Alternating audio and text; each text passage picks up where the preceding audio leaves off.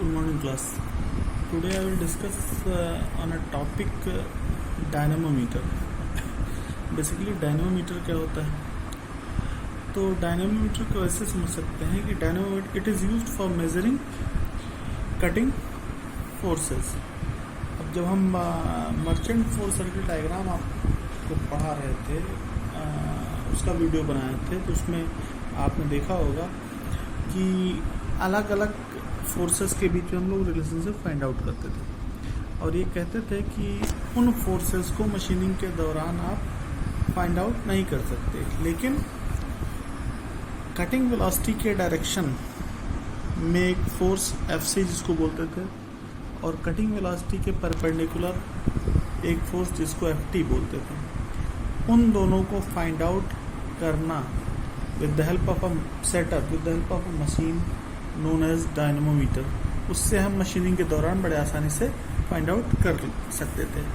और अगर उन एफसी और एफटी का रिलेशनशिप बाकी फोर्सेस के साथ हम निकाल ले जाते, जैसा कि हमने निकाला मर्चेंट फोर्स सर्किट डायग्राम में, तो एफसी और एफटी की वैल्यू पुट करते ही हमको बाकी फोर्सेस की वैल्यू मिल जाती है। लेकिन एफसी एफटी की वैल्यू निकलती कैसे है, तो उसमें बस हम लोगों ने वैसे एक पॉइंट बताया था कि भाई एक सेटअप होता है जिसको बोला जाता है डायनेमोमीटर, जिसकी मदद से हम एफसी मतलब कटिंग फोर्स वह फोर्स जो कटिंग के डायरेक्शन में फोर्स हम एज्यूम करते हैं कि भाई जैसे कुछ फोर्सेस को तो हमें मर्चेंट फोर्स सर्किट डायग्राम में हम देखते हैं कि हाँ ये फोर्सेस अवेलेबल हैं। जैसे मर्चेंट फोर्स सर्किट डायग्राम हमारा ये था, इसमें बेसिकली ये फ्रिक्शनल फोर्स, ये नॉर्मल फोर्स, ये आर उनका रिजल्टेंट, ये एफ एन, ये एफ एस और ये आर उसका रिजल्टेंट, ये तो डिफाइंड था। लेकिन हम अपनी तरफ से एक एफ टी और एफ सी फोर्स को इंक्लूड किए थे और ये कह रहे थे कि एफ टी और एफ सी को फाइंड आउट मशीनिंग के दौरान किया जा सकता है with the help of a setup known as tool dynamometer.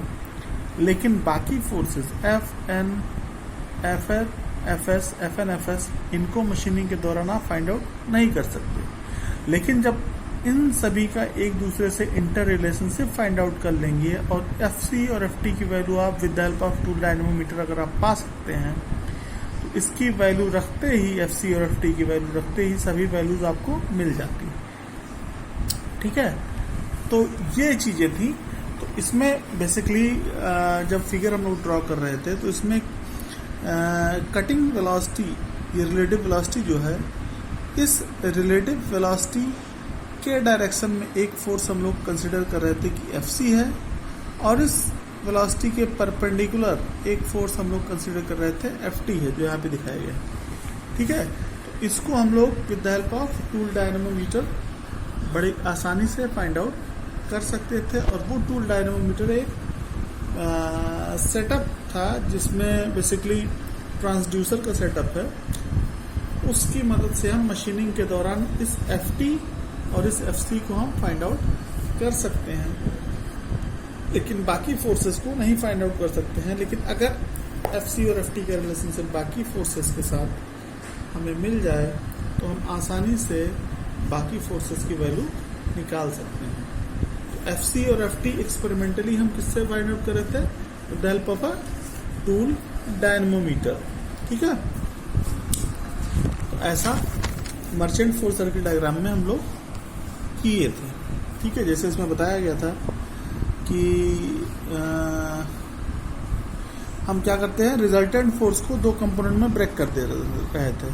ठीक है, we can resolve into two components FC and FT along and normal to the direction of the cutting velocity.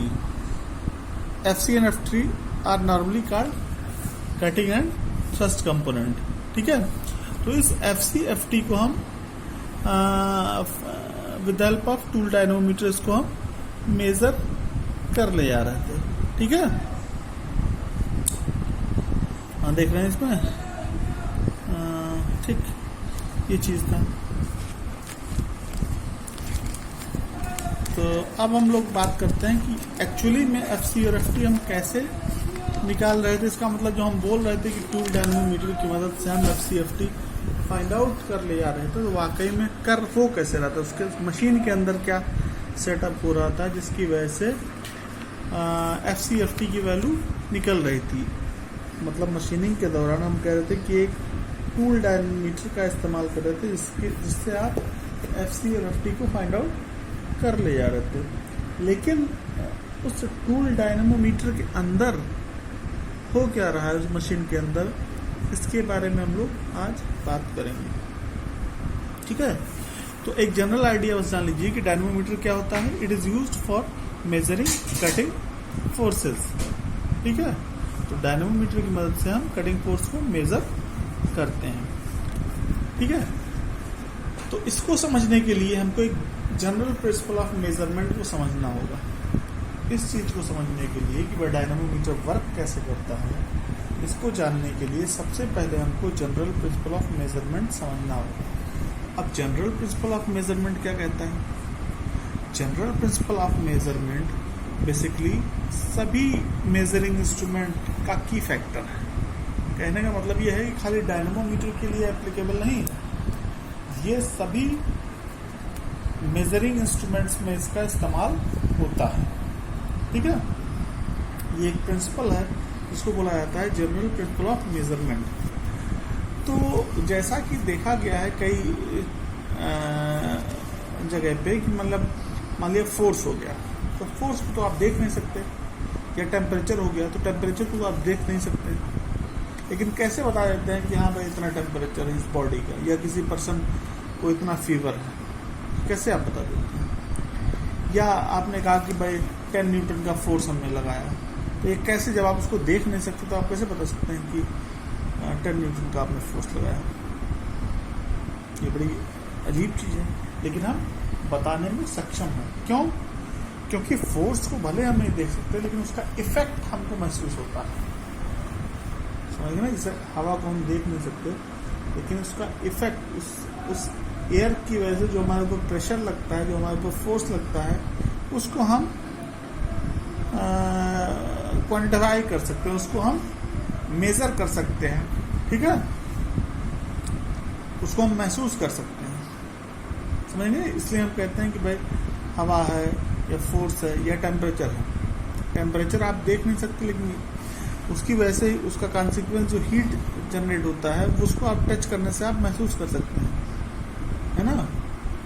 तो अब बेसिकली अगर आप उस प्राइमरी वेरिएबल, फिजिकल वेरिएबल, मतलब एक physical variable को दूसरे फिजिकल वेरिएबल में आप रिलेट कर ले जाएं तो आसानी से आप उसको मेजर कर सकते हैं। ठीक है, इसको हम ऐसे कर सकते हैं, the existence of some physical variables like force, temperature, etc. and its magnitude or strength cannot be detected or quantified directly. माने आप फोर्स को आप देख के कह रहे हैं, फोर्स को आप ऐसे देख तो सकते नहीं, और टेम्परेचर को आप ऐसे देख नहीं सकते, और अगर आप उसको देख नहीं सकते तो डायरेक्टली उसके मैग्नीट्यूड को आप बता भी नहीं सकते। ठीक है, क्या कहा गया? The existence of some physical variables like force, temperature etcetera and its magnitude और strength can not be detected और क्वांटिफाइड डायरेक्टली। उसको डायरेक्ट आप क्वांटिफाई नहीं कर सकते, but can be so through their effects only. लेकिन उसके इफेक्ट से आप ये चीज जान सकते हैं। जैसे मान लिया आप दो पार्ट को रखे हैं, एक इसको आपने मान लिया रखा, एक ये अलग पार्ट है और एक दूसरा अलग पार्ट है। अब अगर मतलब मान लिया इस पार्ट को हमने गर्म किया और ये नॉर्मल टेम्परेचर पे है, तो हम ऐसे ही उसको अगर यहीं पे रखा है मान लिया और इन दोनों को टच हम करते हैं, तो हम जान जाएंगे कि किसका टेम्परेचर ज़्यादा है। लेकिन ऐसे देख के हम नहीं बता सकते। ये बात अलग है कि देख के अगर ये कलर वगैरह चेंज करे तो हम कह सकते हैं, लेकिन अगर ये कलर भी ना चेंज करे और ऐसे रखा है, ये गर्म है और ये ठंडा है, इसका टेम्परेचर ज़्यादा है, इसका टेम्परेचर कम है, तो हम देख के ऐसे नहीं जान पाएंगे। जब उसको टच करेंगे तो जान जाएंगे कि इसका टेम्परेचर ज़्यादा है अगर ये हीटेड हो। ठीक है, तो उसके इफेक्ट से आप जान सकते हैं। ठीक है, जैसे for example a force which can neither be seen nor be gripped but can be directed and quantified respectively by its effects and the amount of those effects on some material like elastic deflection, deformation, pressure, strain, etc. मतलब मान लिया हमने एक force इस पे लगाया, अब हम कैसे बता पाएंगे कितना हमने फोर्स लगाया है, या कौन जान पाएगा कितना फोर्स लगाया है। लेकिन अगर इस फोर्स के लगने से ये डिफ्लेक्ट हो गया, अपना पोजीशन चेंज कर दिया या डिफॉर्म हो गया, और उस डिफ्लेक्शन को अगर हम मेजर कर ले जाए कितना डिफ्लेक्शन हुआ, और डिफ्लेक्शन और फोर्स के बीच में अगर हमको रिलेशनशिप पता है तो डिफ्लेक्शन की वैल्यू डालते ही हमको फोर्स की वैल्यू मिल जाएगी। ठीक है, लेकिन खास चीज़ ये कि आपको डिफ्लेक्शन और फोर्स के बीच में रिलेशनशिप पता होनी चाहिए। ये बात क्लियर? ठीक। अब जैसे हमने कहा कि भाई डिफ्लेक्शन, डिफॉर्मेशन या प्रेशर या स्ट्रेन एक्सेट्रा, ये आफ्टर इफेक्ट है। इसको हम अगर मेजर कर ले जाए और उनका रिलेशनशिप जो बेसिक पैरामीटर्स है, जो आपका इनिशियल पैरामीटर है फिजिकल वेरिएबल, उसके साथ रिलेशनशिप हमको मिल जाए तो हम वैल्यू डालते ही ऑब्वियसली हम फाइनली कितना फोर्स है उसको हम मेजर कर सकते हैं। या इसी एग्जांपल को ले लें, जिस एग्जांपल को हमने अभी कहा कि मान लिया ये इसका टेम्परेचर ज़्यादा है और इसका टेम्परेचर कम है। हम देख कैसे नहीं जान सकते, इसको हमने गर्म किया हुआ है, लेकिन जैसे ही इसको छुएंगे, हम टच करेंगे, हमको पता चल जाएगा कि इसका टेम्परेचर ज़्यादा है। भले ही हम ना बता पाएँ कि कितना टेम्परेचर ज़्यादा है ऐसे छूने पर, लेकिन हम इतना तो बता ले जाएंगे कि ये ज़्यादा है और ये कम है छूने पे। इसका मतलब इसका गर्म होना और हमारे छूने पे हाथ हटना ये सिग्नल दे रहा है कि ये ज़्यादा हीटेड है विद रिस्पेक्ट टू दिस। इसका मतलब इसका टेम्परेचर ज़्यादा है। तो हमारे छूने पे हाथ हटना या गर्म महसूस करना, ये क्या है? एक सिग्नल है। सिग्नल ये है कि ये इसका टेम्परेचर ज़्यादा है। ठीक है, तो हमने कहा कि जो आप फोर्स के टर्म में अगर बात कर ले रहे हैं कि अगर फोर्स मान लिया हमने लगाया और ये अपना पोजीशन चेंज किया, ये डिफ्लेक्ट हुआ अपनी पोजीशन से, डिफॉर्म किया, तो ये डिफ्लेक्शन या डिफॉर्मेशन ये क्या है? These effects are called signal. और इन सिग्नल्स को हमें कभी कभी कंडीशन करने की ज़रूरत पड़ती है, प्रॉपर कंडीशनिंग इसकी ज़रूरत पड़ती है। ठीक है, तो these effects called signal often need proper conditioning for easy, accurate and reliable detection and measurement. ठीक है, अब मान लिया इसको हम दूसरे हिसाब से कह सकते हैं। मान लिया कोई एक्सपेरिमेंट आप करते हैं, आप किसी लैब में, तो आपने कभी ध्यान दिया कि भाई 3 या 4 रीडिंग हम क्यों लेते हैं? क्यों नंबर ऑफ रीडिंग्स लेते हैं? इसके पीछे क्या रीज़न है? मैं आप एक ही एक्सपेरिमेंट करके कह देंगे नहीं ठीक है ना? इसको तो ऐसा क्यों करते हैं? नंबर ऑफ रीडिंग्स क्यों लेते हैं? ताकि हमें एक एवरेज वैल्यू मिल जाए, है ना। और अगर मान लिया हमने 4 रीडिंग लिया और उसमें कोई एक रीडिंग ऐसा आया जो इम्पॉसिबल हो, वो देखते ही उसको हटा देते हैं। इनकेस मान लिया एक ही रीडिंग हमने लिया और वो इम्पॉसिबल वाली वैल्यू आ गई और हमें आइडिया नहीं है, तो हम उसी को मान के बैठ जाएंगे, जिससे कि हमारा मेजरमेंट जो होगा वो इनकरेक्ट होगा। जैसे फॉर एग्जांपल इसको ऐसे कह सकते हैं, मान लिया हमने किसी पर्सन, कोई आदमी है, ह्यूमन बीइंग, उसका टेम्परेचर हमें मेजर करने के लिए एक थर्मामीटर लगाया। अब अगर मान लिया उसका टेम्परेचर, अगर वो डिजिटल मान लिया टेम्परेचर मेजरिंग इंस्ट्रूमेंट है और वो बताने लगा कि 150 डिग्री सेंटीग्रेड है, तो हम देखते ही जान जाएंगे कि अच्छा इसका मतलब ये जो रीडिंग दे रहा है गलत दे रहा है, ये रीडिंग दे रहा है गलत दे रहा है। क्यों? क्योंकि हम जानते हैं भाई इतना ज़्यादा टेम्परेचर अगर होगा तो वो लाइव नहीं रहेगा, वो पर्सन डेड होकर जाएगा, है ना, अगर ह्यूमन बीइंग है तो इसीलिए नंबर ऑफ एक्सपेरिमेंट्स आप करते हैं, नंबर ऑफ रीडिंग्स आप लेते हैं, ताकि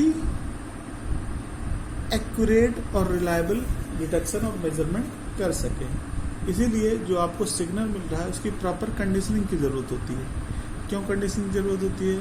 क्योंकि कभी कभी रीडिंग जो आपको मिल रहा है वो एब्रप्ट या ऐसे रीडिंग मिल जाते हैं जो असंभव है। तो इसलिए ऐसे रीडिंग्स को हमको सेग्रीगेट, अलग करना होता है, उसको रिमूव करना होता है, उसको पास आउट करना होता है, ठीक है। और ऐसे रीडिंग्स को अपने उसमें मेजरिंग सिस्टम में इन्वॉल्व करते हैं जो एक सर्टेन रेंज के अंदर आते हैं, ठीक है। इसीलिए उसकी प्रॉपर कंडीशनिंग होनी चाहिए, ठीक है, वो एक्यूरेट होना चाहिए और रिलायबल डिटेक्शन उसका होना चाहिए और मेजरमेंट, ठीक है। तो ये बेसिक चीज़ है। अब बात करते हैं कि किसी भी मेजरमेंट प्रोसेस में 3 स्टेजेस होती हैं, 3 स्टेजेस, जैसे इसमें दिखाया गया transducing stage, conditioning stage, read out stage, ठीक है। तो 3 स्टेजेस होती हैं। तो नंबर फर्स्ट स्टेज क्या होता है? द टारगेट फिजिकल वेरिएबल, मान लिया फोर्स कहिए या टेम्परेचर कहिए, जैसे टारगेट फिजिकल वेरिएबल, फोर्स भी हो सकता है, टेम्परेचर भी हो सकता है, कुछ और हो सकता है। द टारगेट फिजिकल वेरिएबल से force is converted proportionally into another suitable variable से वोल्टेज कॉल्ड सिग्नल। तो क्या करते हैं, मान लिया एक फिजिकल वेरिएबल फोर्स है, इसको हमने चेंज किया किसमें? अनदर सुटेबल फिजिकल वेरिएबल में, और मान लेते हैं कि वो अनदर सुटेबल फिजिकल वेरिएबल किस फॉर्म में? वोल्टेज के फॉर्म में आपको मिल रहा है। तो ये वोल्टेज के फॉर्म में मिलना आपको क्या दे रहा है? सिग्नल दे रहा है। और ये कैसे करते हैं? बाय यूजिंग एप्रोप्रिएट सेंसर और transducer, by using appropriate sensor और ट्रांसड्यूसर। स्टेज 2 क्या है? ये स्टेज 1 में था। स्टेज 2 क्या है? तो जो आपको सिग्नल मिल रहा है, वोल्टेज के फॉर्म में मिल रहा है या किसी और के फॉर्म में मिल रहा है सेंसर के थ्रू, वो हो सकता है नॉइजी सिग्नल हो। उस नॉइजी सिग्नल को आप एम्पलीफाई करेंगे, फिल्टर करेंगे, रेक्टिफाई करेंगे, स्टेबलाइज करेंगे और उसको अपने रेंज में रखेंगे ताकि उसकी एक्यूरेसी को मेंटेन कर सकें और मेजरमेंट कर सकें, ठीक है। स्टेज 3 क्या है? स्टेज 3 ये दिखाया गया है रीड आउट स्टेज। तो अब क्या करते हैं, जो कंडीशन सिग्नल आपको मिल रहा है उस कंडीशन सिग्नल को आप मेजर करते हैं with the help of galvanometer, oscilloscope, recorder या कंप्यूटर के मदद से, ठीक है। तो ये 3 स्टेजेस बेसिकली हैं। अब 3 स्टेजेस में हम शुरुआत से बात करते हैं जनरल प्रिंसिपल ऑफ मेजरमेंट में, जिससे physical variable, one physical variable is converted to another physical variable. तो एक फिजिकल वेरिएबल आपके पास कोई अवेलेबल है, उस फिजिकल वेरिएबल को किसमें कन्वर्ट करते हैं? Conversion to another suitable variable. जैसे मान लिया टेम्परेचर की बात कर ले, थर्मामीटर आप जानते हैं किसी की बॉडी का टेम्परेचर कितना है, आप कैसे मेजर करते हैं? आप कहते हैं थर्मामीटर हमने लगा दिया, ठीक है, थर्मामीटर आपने लगा दिया उस पर्सन के बॉडी में। अब आपने थर्मामीटर उस पर्सन को टच कराया उसकी बॉडी पर और वो आपने कहा भाई 99 डिग्री सेंटीग्रेड उसका फीवर, मतलब उसका बॉडी का टेम्परेचर 99 डिग्री सेंटीग्रेड है। ये आप कैसे जान पाएंगे कि 99 डिग्री सेंटीग्रेड है? क्या वो, एक तो 2 तरीके का थर्मामीटर आपको देखने को मिलेगा, एक डिजिटल देखने को मिलेगा कि हाँ वो लिख के दे रहा है, और दूसरा में देखेंगे कि आप जो पारा होगा, जो मरकरी होगा, वो अपना लेंथ इंक्रीज करेगा। तो एक्चुअली में जो आपका डिजिटल थर्मामीटर होता होगा, क्या उसके अंदर क्या होता है आप ये तो कभी गौर आपने नहीं किया कि मतलब क्या होता होगा उसके अंदर। या पारे वाला ही देखिए तो उसमें लेंथ इंक्रीज कर रहा है वो, पारे वाले में ही जो आप देख रहे हैं तो उसमें लेंथ इंक्रीज कर रहा है। तो इसका मतलब टेम्परेचर बढ़ने के साथ साथ उस पारे का, उस मरकरी का लेंथ इंक्रीज हो रहा है। समझेंगे नहीं? वो टेम्परेचर बता नहीं रहा है, वो क्या कर रहा है, अपना बिहेवियर दिखा रहा है कि जब टेम्परेचर उसके अंदर बढ़ता है, जब वो हीट होता है तो अपना लेंथ उसका बढ़ता है, वो लेंथ इंक्रीज हो जाता है। ठीक है। तो अगर आपको ये रिलेशनशिप पता है कि टेम्परेचर बढ़ने से कितना लेंथ बढ़ रहा है, तो आप लेंथ की वैल्यू डालते ही, अगर एक रिलेशनशिप आपको मिल जाए टेम्परेचर और लेंथ में, और लेंथ की वैल्यू डालते ही आपको टेम्परेचर की वैल्यू मिल जाएगी। तो इसका मतलब बेसिकली थर्मोमीटर में क्या हो रहा है, एक फिजिकल वेरिएबल क्या, टेम्परेचर, कन्वर्ट करते हैं दूसरे फिजिकल वेरिएबल में, किसमें, लेंथ में, एक्सपेंशन में, एक्सपैंड कर रहा है एक्सपेंशन में। और अगर मान लिया हमने इस बॉडी, ये बॉडी है और दूसरी हमारी ये बॉडी है, इस पे हमने थर्मोमीटर लगाया तो कुछ फर्क नहीं पड़ा, इस पे थर्मोमीटर लगाया, इस पे हमने थर्मोमीटर लगाया तो ये 96 डिग्री सेंटीग्रेड तक वो खींचा, मतलब ये इस नहीं, इसको ऐसे कर सकते हैं, इस पे हमने थर्मामीटर लगाया, अगर वो Hg भरा हुआ है, उसमें पारा भरा हुआ है, तो उसका लेंथ छोटा हमने देखा, और इस पे जब हमने थर्मामीटर लगाया तो उसका लेंथ जो Hg का वो बढ़ गया। तो हम ऑब्वियसली देख के जान जाएंगे, अगर हम ये जानेंगे कि टेम्परेचर बढ़ने के साथ साथ लेंथ, पारे के लेंथ में इंक्रीमेंट होता है, तो हम ये जान जाएंगे इसका टेम्परेचर ज़्यादा है। तो वो लेंथ का बढ़ना, पारे का लेंथ का बढ़ना क्या कहलाएगा, सिग्नल।